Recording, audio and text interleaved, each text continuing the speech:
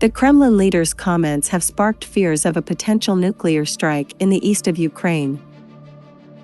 Vladimir Putin has invoked World War II in a nuclear threat to Ukraine.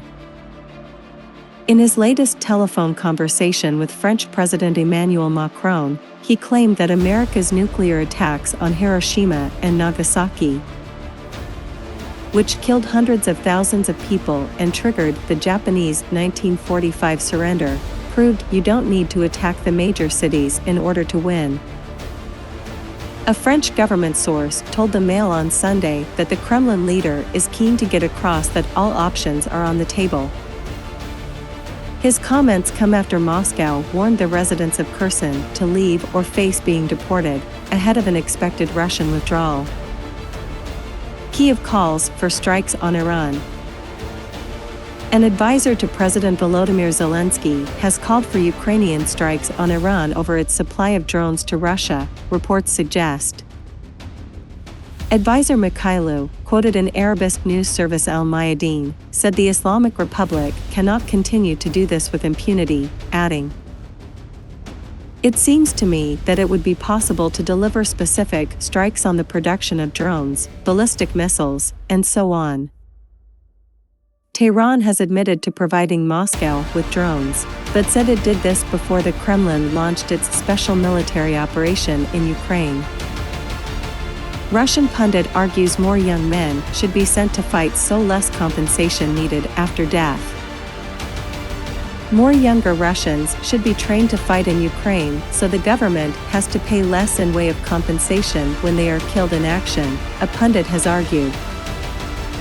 Dmitry Puchkov, translated by Julia Davis, told Radio Komsomolskaya Pravda, "It will turn out that those trained 18-year-olds will have to be sent to the front to take part in combat instead of calling up 40-year-olds with a higher education, a business, a wife and 3 children, whose death at the front will cause the necessity of paying a pension to the wife, to the children, etc." He admitted his claims sounded cynical, but insisted there is no way around it. Putin invokes World War II in nuclear threat to Ukraine. In his latest telephone conversation with Emmanuel Macron, Vladimir Putin claimed that America's nuclear attacks on Hiroshima and Nagasaki, which killed hundreds of thousands of people and triggered the Japanese 1945 surrender, proved you don't need to attack the major cities in order to win. A French government source told the Mail on Sunday, Macron was distinctly alarmed.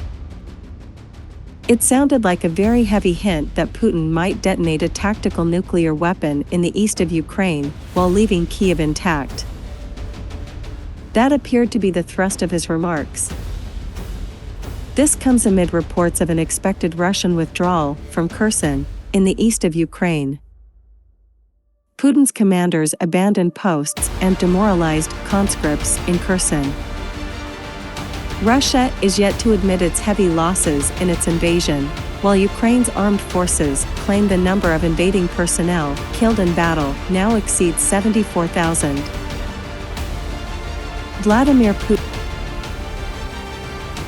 faces more setbacks as Russia commanders reportedly abandon their positions in Kherson. Kherson is currently at the center of Russia's invasion as Ukraine plans its counterattack to take back Russian-occupied city. A Western official told The Times it will be impossible for the Russian president to maintain military presence in the city if Ukraine succeeds.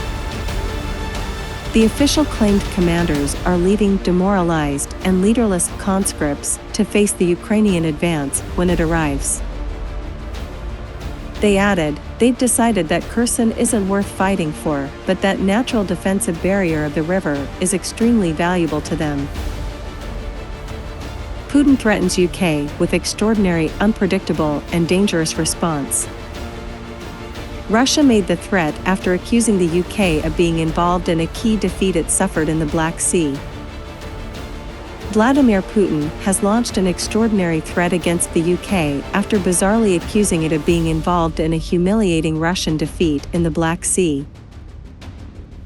The UK's ambassador to Russia was summoned by Moscow to answer for unfounded allegations that Britain was involved in the attack last weekend, which sank 4 Russian warships.